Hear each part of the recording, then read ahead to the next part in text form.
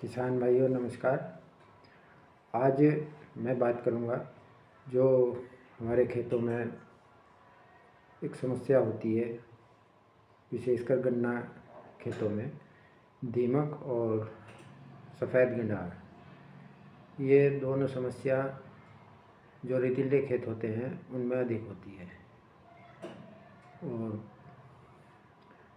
काफ़ी ज़्यादा गन्ने के जमाव को प्रभावित करती हैं और बड़े फसलों जब हो जाती हैं तब भी ये नुकसान करती है।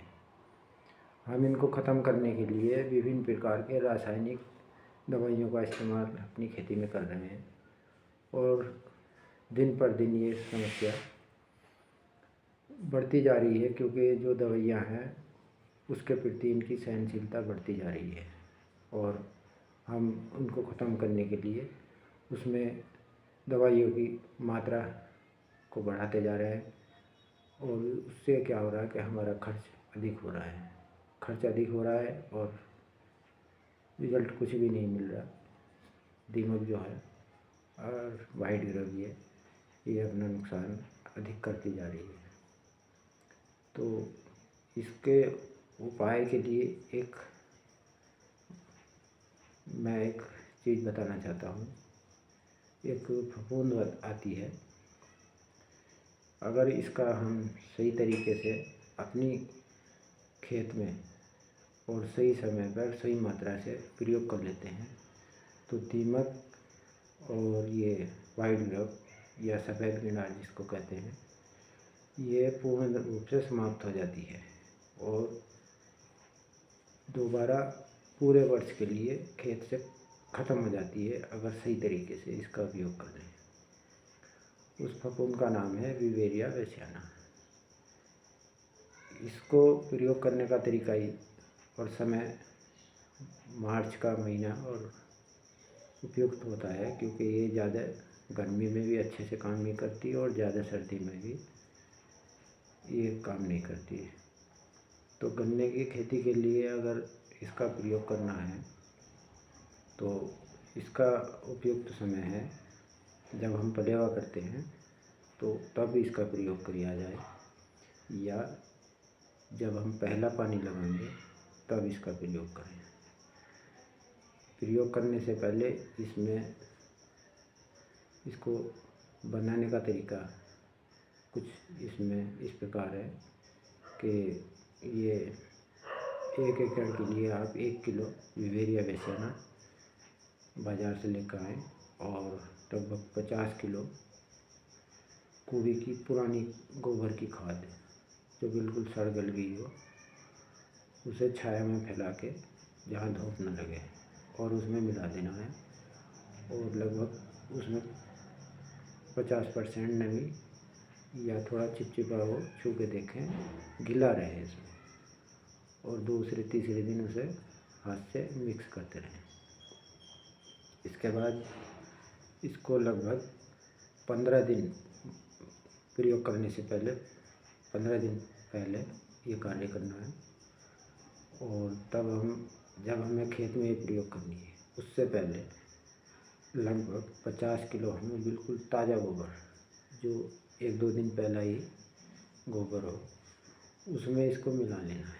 क्योंकि ताज़ा गोबर इसलिए मैं कह रहा हूँ क्योंकि ये जो दीमक होती है ये ताज़े गोबर की तरफ बहुत तेज़ी से आकर्षित होती है और वाइट ग्रब भी।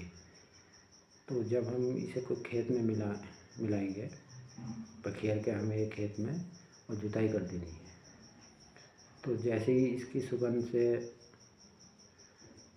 खेत में सुगंध फैलेगी तो ये उसको खाने को आएगी और जैसे ही वो उसको शरीर को टच करेगा तो ये उस पर बीमारी उसकी चमड़ी को रोगग्रस्त कर देती है। जैसे ही चमड़ी में रोग लगेगा तो चमड़ी इस तरीके से हो जाएगी कि ऊपर से छिल जाएगी चमड़ी छिलते ही इसमें इसकी भूख ख़त्म हो जाती है और ये चलना में असमर्थ हो जाती है, तो ये पड़े पड़े बीमार होकर मर जाती है। इस प्रकार इसका नियंत्रण होता है खेत में। इसके लिए एक सावधानी ये बरतनी है कि ये दोपहर के समय में इसका छिड़काव ना करें खेत में। सही समय है रात को छिड़काव करें और सूरज निकलने से पहले खेत की जुताई कर दें या रात में ही जुताई कर दें। सूर्य का प्रकाश इसको नहीं दिखना चाहिए, नहीं तो ये फफूंद सूर्य के प्रकाश से ख़त्म हो जाती है। फिर दूसरे सावधानी यह बरतनी है कि इसको 10 दिन से पहले जिस खेत में हमने इसका प्रयोग किया गोबर को छिड़का उसका मिला के 10 दिन से पहले उसकी जुताई नहीं करनी चाहिए। 10 दिन के बाद तब आप जुताई करेंगे, देखेंगे कि ये वाइट ग्रब जो होती है कि आपको स्पष्ट दिखाई देगी मरी हुई या बीमार स्थिति में दिखाई देगी। आप इसको जिला स्तर की जो दुकानें होती हैं, बड़ी दुकानें, वहाँ ही ये उपलब्ध हो पाएगी या कृषि विज्ञान केंद्र में आप संपर्क करके मंगा सकते हैं या ज़िले की जो कृषि विभाग की ब्लॉक स्तर की दुकानें होती हैं वहाँ पर भी ये उपलब्ध हो जाता है। तो इस प्रकार विवेर या रसायनों से आप अपने खर्चे को बचा सकते हैं और मिट्टी को भी बचा सकते हैं।